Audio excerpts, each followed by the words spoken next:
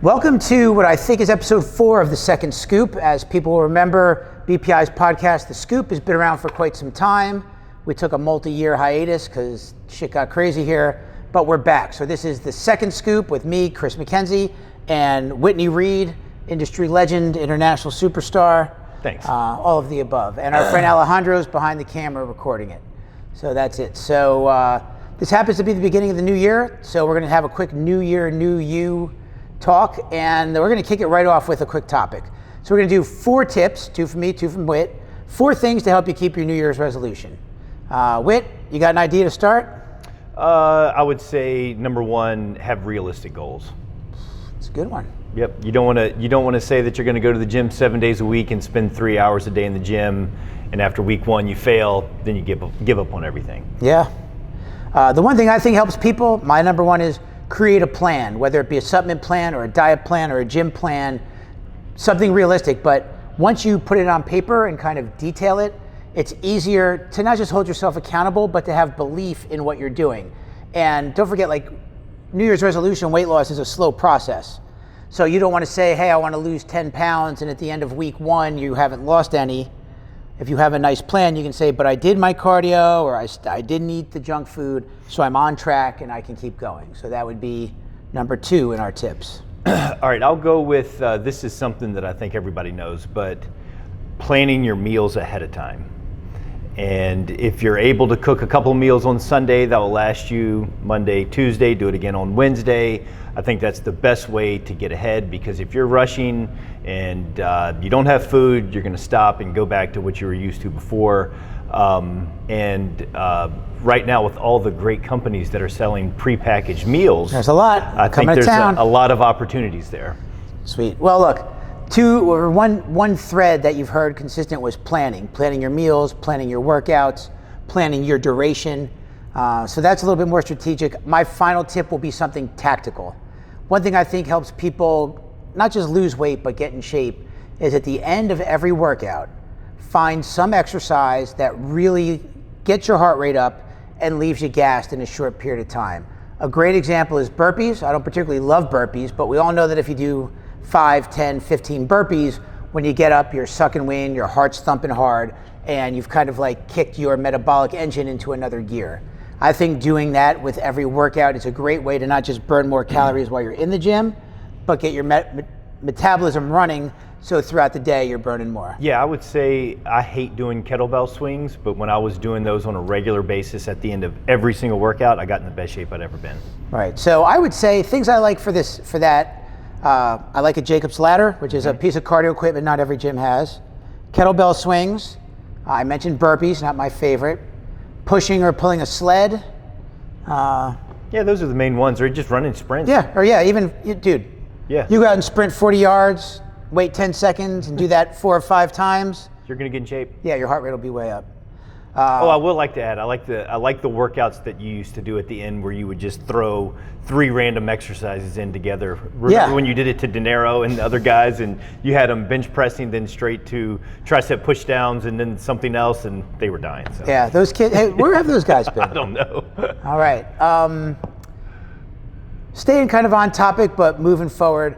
One thing that I like to do on the Scoop podcast, because Whitney and I are veterans of the industry. We've seen a lot of fads come and go. But one thing that's always fun, looking back in history, it could be a supplement, it could be a food, it could be a diet fad. But wait, I would ask you the question, something in the get fit world that you either believe in or tried and it was a total lark, or some like red herring of an idea. Like, what are some of the like favorite diet things from the past for you? Oh man. One misconception is taking too much creatine. We've talked about that before. You can take a ton of creatine and get away with it and have great results. So I take a ton of creatine. Well, in the supplement world, I remember some of the greats. Hydroxycut, Ultimate Orange. There's so many things that have come and gone. Celtec. Yeah, Celtec, which is still around, kind of. But one of my favorite supplements, not really supplement, but one thing I actually do believe in, so this is not like a joke, but adding fiber to your diet.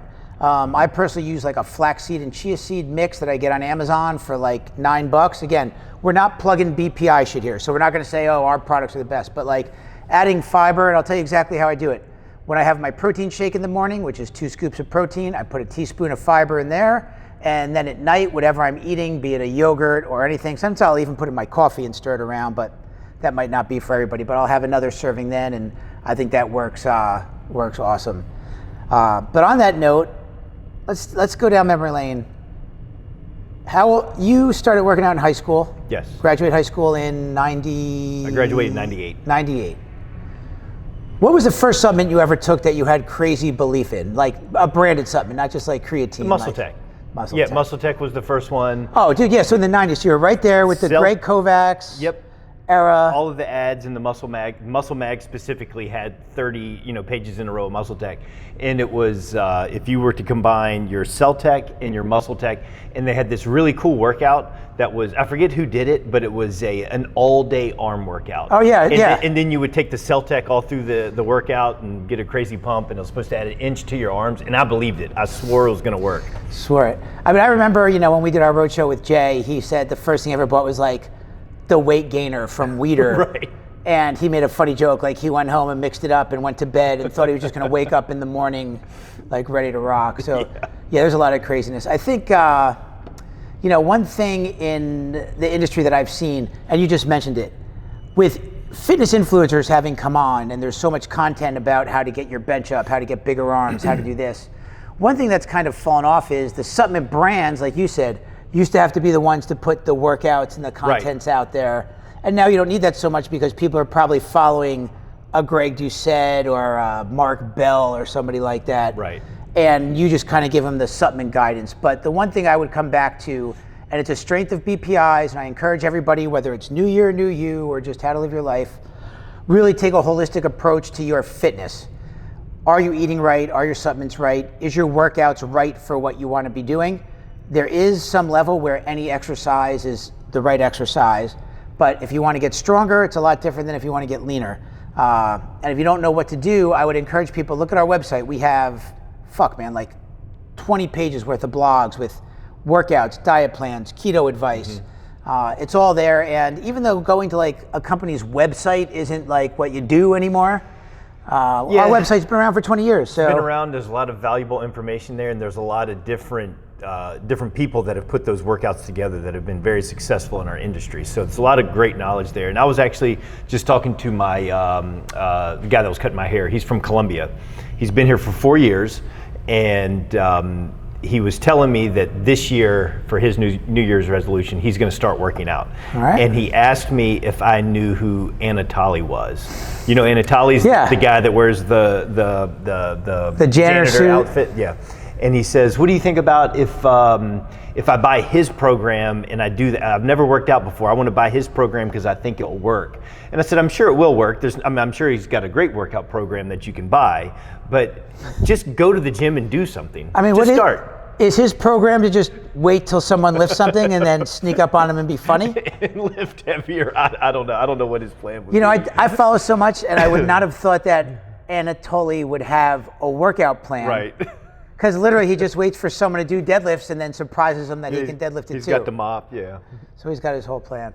Man, I wish we had some plans. We got to get some shit going. Definitely. I mean, one thing I would say, because this goes up on our YouTube, if in the comments section you watch it, if there are any specific workout plans you would like to see, not only Whitney or myself, but we do have an athlete roster of 20 athletes and then an affiliate roster of hundreds of people. We could put questions out to them and give some formulated answers with kind of formal guidance. Again, anything we say is just for educational purposes. It's not medical advice, but we'd love to take any more direct questions and work off that. Well, this is kind of a short week for the Scoop, but let's stay focused on New Year, New You. So just to dial it in, most everybody's goal is to lose some weight in the beginning of the year. And I don't think it's that people want to be skinnier. I think it's that everybody eats like shit over the holidays and needs time to recoup.